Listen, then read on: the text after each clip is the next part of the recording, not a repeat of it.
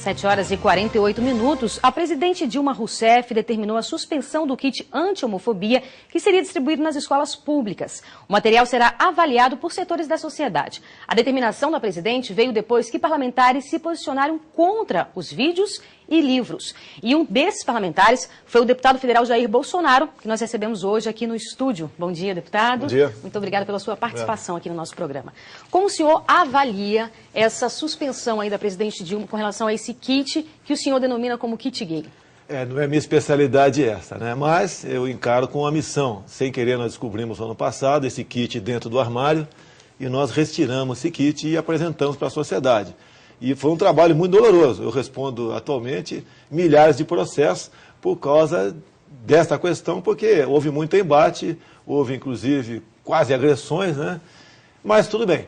Eu elogio a presidente Dilma nesse momento, eu espero elogiá-la mais ainda por essa decisão dela, que veio um pouco tarde, mas antes tarde do que nunca. Agora, outras questões estão em andamento ainda, não é apenas a gente voltar para o armário, né? Arquivar praticamente esse kit que trato ele de 3 filmetes, que eu encaro completamente inapropriado para a garotada do primeiro grau e até, quem sabe, segundo grau, e mais cartazes e cartilhas. Então, a primeira parte, o MEC recolheu esse material.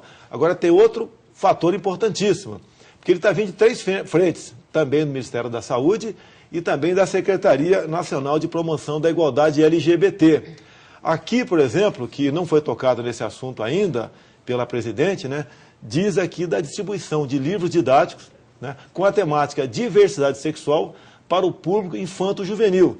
Nós não podemos tirar apenas os filmetes e deixar que as bibliotecas sejam mobiliadas com livros, inclusive com gravuras de 2 homens namorando, 2 mulheres namorando, etc., para a garotada do primeiro grau frequentar a biblioteca ali da escola, né, como um local para ver cenas de pornografia. Agora, deputado, o senhor é muito enfático com relação aos seus posicionamentos, especificamente com relação a esse assunto. Inclusive, existem certos setores que falam, inclusive, que o senhor chega a ser homofóbico.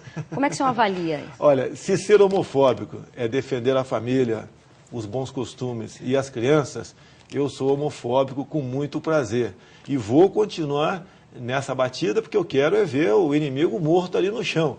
Como bom militar, né, que eu aprendi, só depois desse ato final que a gente pode descansar e dormir em paz. Né? O inimigo que o senhor denomina seria? São grupos de homossexuais, tá, que, de forma despudorada, né, avançam sobre as escolas. E eles pretendem dominar as escolas, tá certo? Você pode ver, esse material chamado kit para combater a homofobia, como é que ele começou? Ele começou no início do ano passado. No dia final de novembro, nós descobrimos isso que estava acontecendo, uma grande confraternização de grupos homossexuais com alguns parlamentares, né, juntamente com o senhor André Lázaro, que é o secretário de alfabetização do MEC, lá na Comissão de Direitos Humanos. Você quer saber uma coisa? Eles fizeram uma pesquisa. Você sabe qual a questão mais importante que eles pesquisaram, a conclusão mais importante? Que existe nas escolas do primeiro grau mais meninos gays que meninas lésbicas. E nós queremos saber, por exemplo, qual foi a metodologia utilizada. O que pergunta eles fizeram para a garotada. E a segunda pergunta mais importante, né, que eles ficaram indignados, é que a garotada não sabe o que quer dizer a sigla LGBT. Se fosse, então, olha só, muito garoto não sabe o que é DF, o que é RN, o que é MS, e a preocupação deles é por aí. Então, Agora, essa polêmica realmente é grande, inclusive o PSOL, né, partido da deputada Marinor Brito, entrou com uma representação contra o senhor no Conselho de Ética da Câmara dos Deputados. Como é que o senhor... O deputado Chico Alencar está muito revoltado comigo, porque eu também tirei do armário uma emenda dele, de comissão, na Comissão de Direitos Humanos, que ele destinou naquele momento, né, 11 milhões de reais para movimentos LGBT. Isso se enquadra para a passeata de orgulho gay e também para a confecção de cartilhas e filmetes. Então ele está muito chateado comigo. Quanto a Marinô, as imagens falam melhor do que palavras. Ela me agrediu no Senado, né? Eu sou uma pessoa que costumo reagir, graças a Deus não reagi naquele momento. Me chamou de, entre outras coisas, de corrupto, que eu estaria usando o recurso da Câmara para confeccionar esse material que eu estou divulgando a proposta governamental. Agora, eu não apresentei a nota fiscal, pedi da Câmara, né, fiz uma consulta à Câmara, se isso que eu fiz aqui se enquadra na verba para gastar para esse fim. Caso positivo, vou apresentar. Caso contrário, eu absolvo aqui. Agora, prezada senadora Marina Brito, que ficou conhecida em cima desse episódio, né? A acusação dela contra mim é que eu feri a feminilidade dela. Pelo amor de Deus, né? Se aquela mulher representar a feminilidade da mulher brasileira, nós estamos perdidos. Agora, deputado, a vida parlamentar do senhor aí tem várias polêmicas. Queria saber o senhor gosta dessas polêmicas? Não, eu, como por ser militar, por exemplo, e defender o que aconteceu no período militar, ou melhor, defender a verdade, né? E não apenas um lado. A sua verdade. Não, tanto é que eu tenho um compromisso com a verdade, que sou contra a Comissão da Verdade. Por que eu sou contra a Comissão da Verdade? Esse é um nome muito bonito, mas a presidente vai indicar os 7 integrantes que vão reescrever a história do Brasil naquele momento, com total parcialidade. Não posso ser favorável a isso daí. Então a gente mostra o outro lado, cria fatos também, para mostrar que o militar não é isso tudo, né, que os caras pregam. Afinal de contas, vivíamos um período onde nas escolas era comum você receber a seguinte carga, né, que um país se constrói com homens e livros. Hoje em dia, se constrói com gays e com livros do MEC.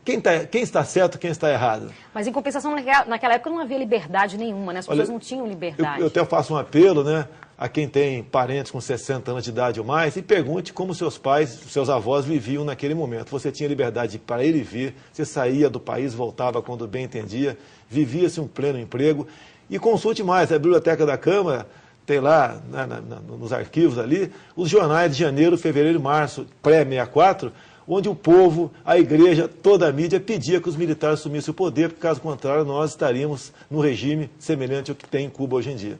Falamos um pouco sobre a polêmica da Preta Gil. Tá. No programa do CQC, né, a qual ela teria participado, perguntando para o senhor qual seria o seu posicionamento se tivesse um filho que namorasse uma negra. E aí o senhor respondeu que, enfim, não cria seus filhos com relação à promiscuidade. Mas aí o senhor alega que houve um mal-entendido, foi isso? Não, a questão é muito simples. Eu fui entrevistado no dia 13 de fevereiro e a matéria foi ao ar dia 28 de março, 43 dias depois. Eu respondi para um laptop, ninguém do CQC, ou a Preta Gil, me entrevistou. Foram 3 horas, basicamente, né, de debate sobre a questão de homossexualismo e cotas. E quando, nas últimas perguntas, eu vi a Preta Gil, já preparei a resposta para ela. Tanto é que a minha resposta não bate com a pergunta. Se você, no lugar de negra, botar gay, aí sim a minha resposta bate com aquela pergunta. Então, houve um mal-entendido da minha parte, né? E, com toda certeza houve isso daí. Tanto é que eu poderia estar preso hoje em dia, que esse crime de racismo não me dá, eu não estou escudado na imunidade parlamentar. Não foi por isso que o senhor voltou atrás, então, não? Não voltei atrás de nada, tá certo?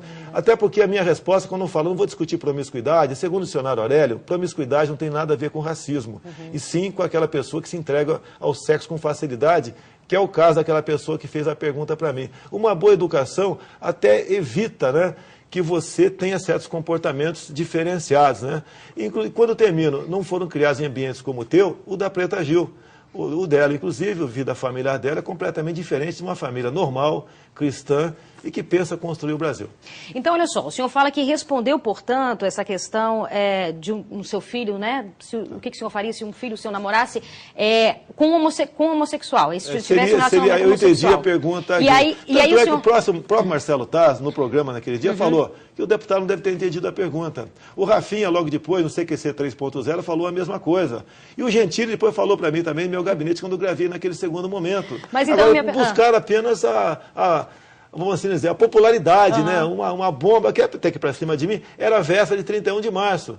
E talvez quiser até que não discursasse dia 31 de março sobre o nosso glorioso período, né? E eu fiz o discurso assim mesmo, tá? Então tentaram de toda maneira me calar. Em nenhum momento eu fugi da imprensa. Estive aqui, foi uma semana onde nós tivemos aqui, lamentavelmente, a morte do vice-presidente, fui no velório dele, e acredito que umas 50 entrevistas eu dei naquela semana, explicando isso, mostrando o meu lado, e não fugindo do foco do assunto principal, que é esse assunto. Então, voltando, portanto, a esse assunto, o senhor não acha que as pessoas que têm essa opção, né, homossexual, enfim, eles merecem e têm que ter um respaldo dos seus direitos, ou seja, não é uma opção individual e devem ser respeitados por isso? Olha só, eu volto ao meu assunto principal, tá certo? Até no programa inicial aqui, se fosse falado que o pessoal prefere adotar uma criança já de 0 a 2 anos, não a 10. A 10 ela já está com certos costumes que muitas vezes você não consegue mais mudar. Eu entendo que a grande maioria dos homossexuais vem basicamente da convivência familiar ou da falta de convivência familiar, ele é levado para isso. Uma minoria, que eu entendo, é que já nasce dessa forma, né? E nós, com essa briga nossa aqui, evitando que esse material chegasse na escola, nós estamos preservando a família, inclusive evitando que a garotada, né, adote comportamentos semelhantes ao que seria passado naqueles filmetes nas escolas. Imagina daqui a pouco chega um garoto em casa e fala: papai, eu estou namorando o Pedrinho. Ah, por quê? Porque eu vi no filme Probabilidade, que passou na escola, de combate à homofobia, que na verdade isso é uma grande mentira, né, que no final o Pedrinho namora o Joãozinho. Tá, então... O senhor não respondeu a minha pergunta, mas infelizmente o tempo já acabou. Obrigada pela sua participação aqui no nosso programa, viu? E obrigado você pela companhia. Nós voltamos amanhã às 7h30. Até lá e tenha um excelente dia.